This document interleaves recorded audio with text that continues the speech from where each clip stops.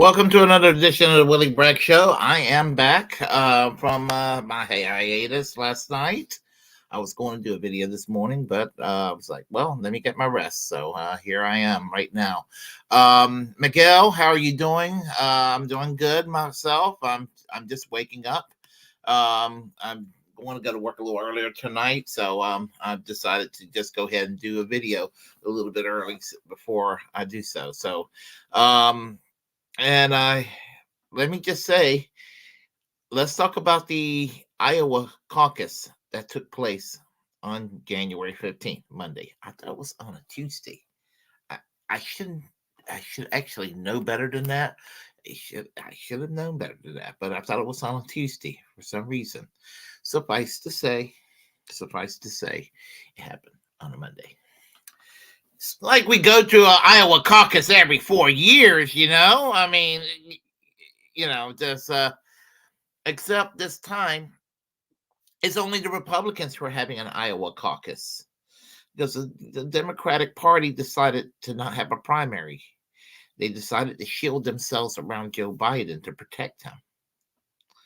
And you're doing even if you're going to be a partisan Democrat, you're doing a disservice to the party by shielding your candidate, because how the hell is he going to campaign effectively against Donald Trump if he doesn't have a primary? He's not properly challenged. And I'm outside the two-party system, and I just want to make my spiel about the Democrats for a moment before I go with the Republican Iowa caucus result and what it means. With the Democrats, here's the thing. You have Dean Phillips. We have Marianne Williamson. You even have Cenk Uygur. I mean, and once upon a time, Robert F. Kennedy. Wherever you may think of Robert F. Kennedy, I don't blame him for running as an independent, because they were doing everything they could to try to silence him. They wouldn't even grant him security clearance. Protection. You're going to do that to somebody. Not that being a candidate should protect you from or give you more freedom than the rest of the population.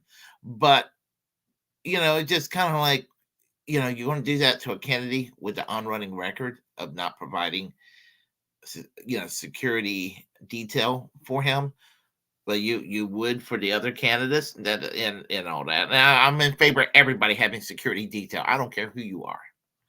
I don't care how much I despise a candidate. They all deserve some kind of security detail. There's a lot of nutty people out there, but you got a Democratic Party that decided that they're not going to be Democratic and not having primaries. And on the Republican side, Donald Trump also needs to realize he needs to get his ass in there. He just can't. He just think is he above criticism or being challenged too? I mean, why is he acting like a Democrat? That he couldn't be, that he's just going to just shield himself from criticism of all the other Republican candidates running? It's already shrinking already. I mean, Mike Pence is gone. Christie is gone. And yes, what's his name? Vivek Ramaswamy. I like to call him Republican Pete Buttigieg. He basically dropped out too, and that's basically the thing about the results of the Iowa caucus. So let's discuss this Iowa caucus, shan't we? So here's the Iowa caucus. This is from the New York Times. Hold on a second here. Oh, come on now. Come on. Okay. Yeah. There. Thank you. This is from the New York Times right here. Donald Trump, 56,260 people casted their vote for him. He got 51% of the votes in the Iowa caucus, and he won 20 delegates. It is a huge win. Ron DeSantis got 21.2%, 23,420 votes. he got 9 delegates. Nikki Haley, 21,085, 19.1% of the vote, 8 delegates. So there you have it. I mean, if you think about it, you look right there. Donald Trump is popular, obviously. Let's see if they asked to view all the candidates. Vivek Ramaswamy got 3 delegates, 8,449. And none of the others, we're referring to Ryan Binkley, we're referring to Asa Hutchinson, Chris Christie, others, they just could not attain the numbers. So I don't know if they're still in the race, but it's pretty much a 3-man race right now between Donald Trump, Ron DeSantis, and Nimrata Rohadwa, otherwise known as Nikki Haley. So the thing about it is with the results, you now have some of the larger tier candidates narrowing down to 2 against Trump. And I'm sure that maybe most of the Vivek Ramaswamy voters are going to go to basically that probably will go to Trump for the most part. Most of the people from here on who are for Ramaswamy, they're probably overall Trump supporters otherwise. Now, with Chris Christie and officially gone, where would those Chris Christie voters, where will all 12 of those Chris Christie voters go to? I suspect they'll probably be divided up between Ron DeSantis and Nikki Haley. And so it's going to be interesting to see what happened with regard to this election here, this primary season. I expect to be a little bit of fireworks from here on, because I suspect that they'll probably double down. They'll double down on this motherfucker, Donald Trump. They will double down on him, and they're going to go and basically talk about how he's unstable, and he's an unstable individual, and the establishment knows, even though the establishment are terrible people within the Republican Party. And I will argue, believe it or not, I would argue worse than Trump in many ways. The truth about Trump is that he's goofy, he's stupid, he's incompetent, and he's lazy. And he's a blowhard. He is just a bombastic asshole, clown, ass clown. That's what he is. I mean, what else can he be than that? I mean, he is these things, and he's poised to get the nomination right now. It ain't a foregone conclusion, but this life-size orange Cheeto is on his way to getting the nomination if all turns out the way he wants to. So then again, I'm going to revisit Ramaswamy here. Give me a moment. Yeah, right there. I suspect that he wants a spot in the administration or something, VP or some position in the administration, or it could be a what you call a vanity campaign, basically trying to promote himself like to be an online personality. Probably wants to be a Ben Shapiro type or something like that.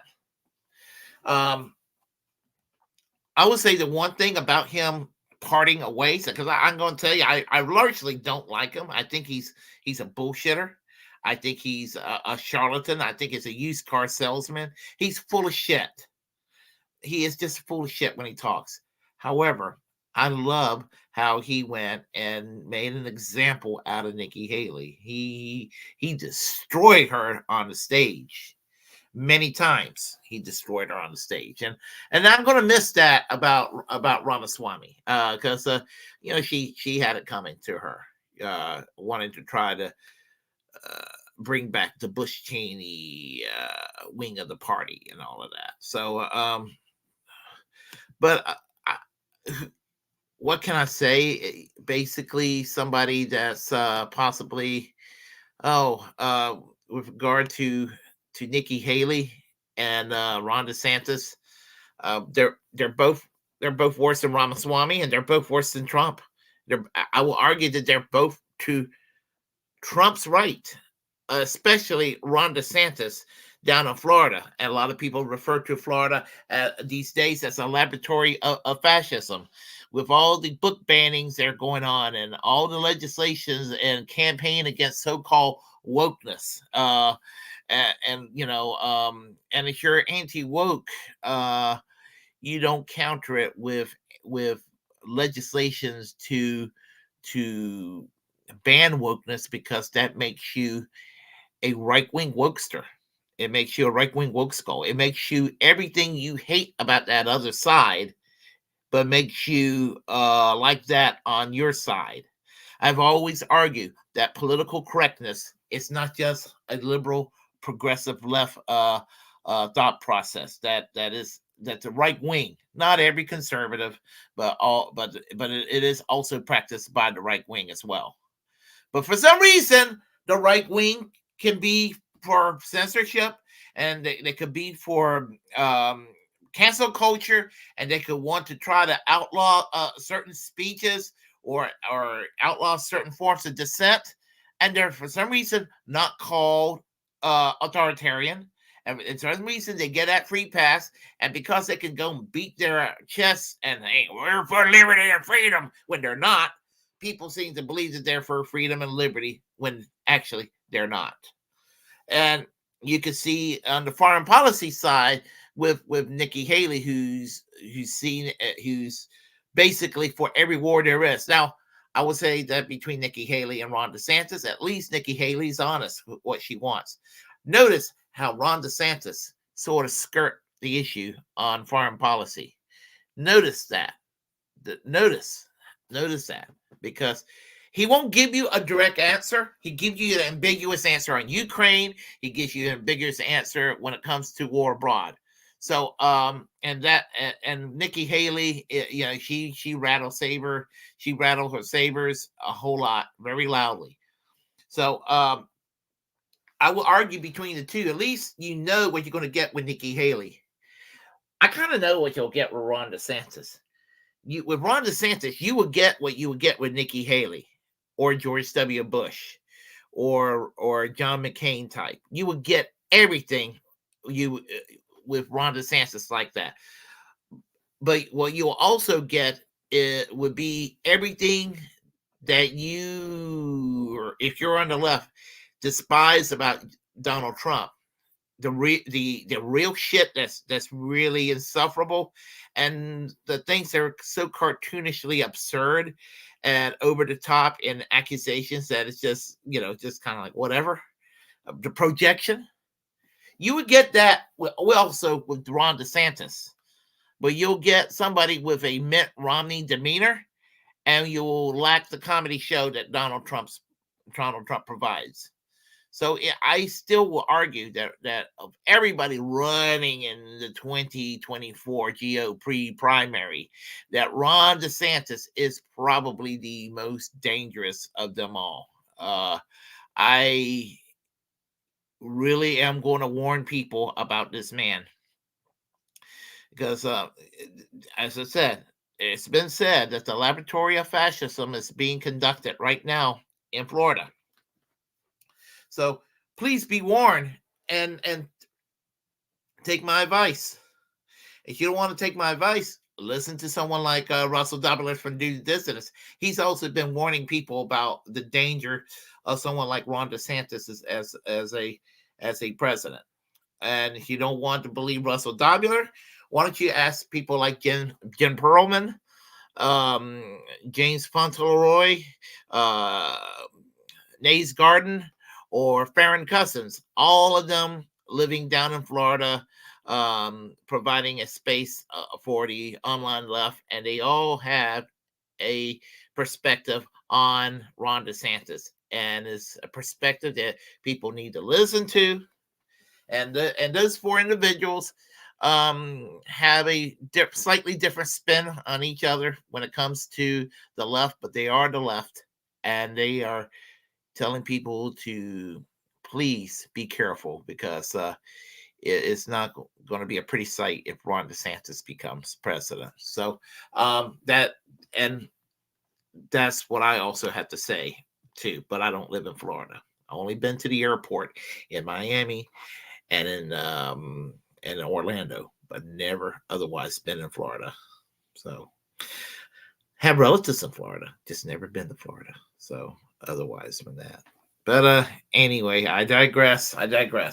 This is going to be a relatively short video, but I just wanted to discuss how about this. I felt like it needed to be do my 2 cents to talk about this this particular primary race. So let's go ahead and talk to, well, we've already talked to Miguel, and I'm going to say hello again to Miguel. Let's see, and what do we have here? We have RC Quake Fran, the woke left. Yeah. There's a woke left, and there is a woke right. I mean, and I would be considered. It's funny. I'm considered woke among right-wing circles. Among left-wing circles, I'm considered some sort of class reductionist. And if that's what I am, that's what I am. I don't, but I consider myself pro-worker and pro-human freedoms. So, if you want to say I am a hybrid, in that regard, I am. So, if you want to call me an SJW for free speech, or an SJW against censorship of any sort, that I can accept. Difference between the woke left is The View, MSNBC, CNN. Economic left is real progressives like Jen and Due Dissonance. The View basically is the shit-lived version of Fox and Friends.